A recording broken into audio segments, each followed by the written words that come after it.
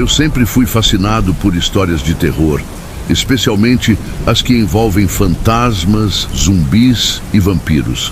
Por isso, quando soube que havia um cemitério abandonado perto da minha cidade, não resisti à tentação de visitá-lo. Queria ver se encontrava algum vestígio de atividade paranormal, ou pelo menos sentir um arrepio na espinha. Peguei minha mochila, minha lanterna e minha câmera e fui sozinho para o local, numa noite de lua cheia. O cemitério era cercado por um muro alto e tinha um portão enferrujado que rangia ao ser aberto. As lápides estavam cobertas de musgo e algumas estavam quebradas ou tombadas. Havia uma capela no centro do terreno, com vitrais estilhaçados e uma cruz invertida na porta.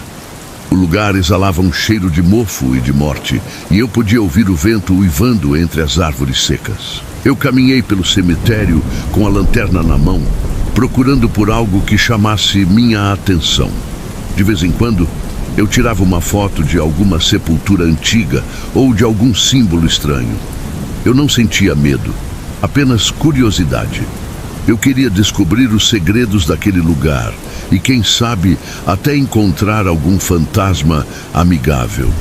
Eu me aproximei da capela, pensando em entrar nela e ver o que havia lá dentro. Talvez houvesse algum altar macabro ou algum livro de magia negra. Eu estava prestes a empurrar a porta quando ouvi um som que me fez parar. Era um gemido baixo e rouco, como se alguém estivesse sofrendo. Eu olhei em volta, tentando localizar a origem do som. Parecia vir de trás de uma das lápides mais próximas. Eu me aproximei devagar, com a lanterna apontada para o local. Foi então que eu vi algo que me fez congelar de terror. Era um corpo humano, ou pelo menos o que restava dele. Estava coberto de sangue e feridas, e tinha partes do corpo arrancadas ou mordidas. Os olhos estavam vidrados e a boca estava aberta em um grito silencioso. Mas o pior era que ele ainda estava vivo. Ele me olhou com uma expressão de agonia e medo e tentou dizer alguma coisa. Eu não consegui entender o que ele disse, mas percebi que ele estava implorando por ajuda. Eu fiquei paralisado, sem saber o que fazer. Quem era aquele homem? O que tinha acontecido com ele? Quem ou o que tinha feito aquilo com ele? E onde estava o responsável por aquela atrocidade? Eu senti um calafrio percorrer meu corpo e uma sensação de perigo iminente. Eu percebi que eu não estava sozinho naquele cemitério e que talvez fosse a próxima vítima. Eu tentei me controlar e pensar em uma forma de sair daquela situação. Eu podia tentar ajudar o homem, mas ele parecia estar muito ferido para se mover. Eu podia ligar para a polícia, mas não sabia se teria tempo suficiente para esperar por eles. Eu podia enfrentar o monstro, mas não sabia se teria alguma chance contra ele. Eu olhei para minha mochila procurando por algo que pudesse me servir de arma. Eu só tinha a minha câmera, a minha lanterna e um canivete. Nada muito útil contra uma criatura sobrenatural. Eu estava prestes a desistir e correr para o portão quando ouvi outro som que me fez virar a cabeça. Era um rosnado grave e ameaçador, vindo da direção da capela. Eu iluminei a capela com a minha lanterna, esperando ver o que estava fazendo aquele barulho. Foi então que eu vi uma sombra se movendo dentro da construção. Era grande e escura, com olhos vermelhos brilhantes e dentes afiados. Parecia uma mistura de lobo e morcego, com asas enormes e garras poderosas. Era o monstro que tinha atacado o homem e que agora estava de olho em mim. Ele saiu da capela e se aproximou de mim, rosnando e babando. Eu senti um pavor indescritível e uma vontade de gritar. Mas eu sabia que isso não adiantaria nada. Eu tinha que enfrentar o meu medo e lutar pela minha vida. Eu peguei o meu canivete e o abri, esperando que fosse suficiente para ferir o monstro. Eu me preparei para o ataque, rezando para que tudo acabasse bem. O monstro saltou sobre mim, tentando me morder com seus dentes afiados. Eu desviei da sua cabeça e acertei o seu peito com o meu canivete. Ele soltou um urro de dor e raiva e me arranhou com as suas garras. Eu senti um corte profundo no meu braço e vi o sangue escorrendo. Eu gritei de dor e medo e tentei me afastar dele. Ele não me deixou escapar e me agarrou pelas pernas. Ele me arrastou para a capela como se quisesse me levar para o seu covil. Eu tentei me soltar, mas ele era muito forte. Eu olhei para a minha mochila, que estava jogada no chão. Eu vi a minha câmera, que ainda estava ligada. Eu tive uma ideia. Eu peguei a câmera com a mão livre e apontei para o monstro. Eu apertei o botão do flash, esperando que isso o cegasse por um momento. Eu tive sorte. O flash da câmera atingiu os olhos do monstro, fazendo-o soltar um grito agudo e se afastar de mim. Ele ficou tonto e confuso, tentando se recuperar da luz intensa. Eu aproveitei a oportunidade e me levantei do chão. Eu corri em direção ao portão do cemitério, esperando que ele não me seguisse. Eu olhei para trás uma vez e vi que ele ainda estava na capela, esfregando os olhos com as patas. Eu senti um alívio momentâneo, mas também uma culpa por deixar o homem ferido para trás. Eu não podia fazer nada por ele, mas também não podia deixá-lo à mercê do monstro. Eu tinha que pedir ajuda. Eu cheguei ao portão do cemitério e o abri com dificuldade.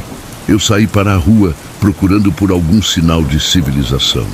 Eu vi algumas casas iluminadas ao longe e decidi ir até lá. Eu corri o mais rápido que pude, ignorando a dor no meu braço e no meu corpo todo. Eu cheguei a uma das casas e bati na porta com força.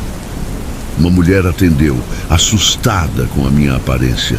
Ela me viu todo ensanguentado e sujo, segurando uma câmera e um canivete na mão. Ela perguntou o que tinha acontecido comigo e se eu precisava de ajuda. Eu não tive tempo de explicar tudo.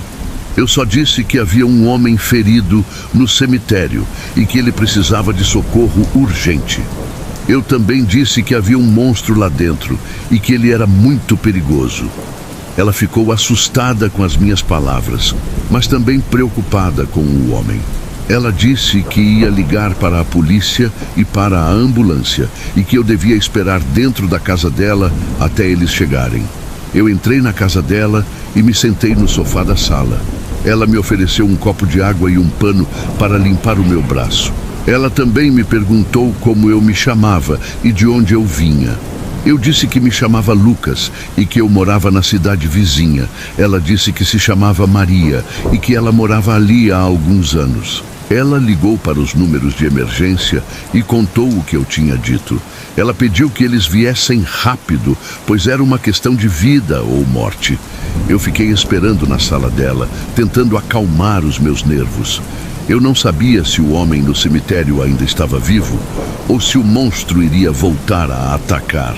Eu também não sabia se a polícia e a ambulância iriam acreditar na minha história ou se eles iriam me prender por invasão e agressão. Eu estava com medo do que poderia acontecer.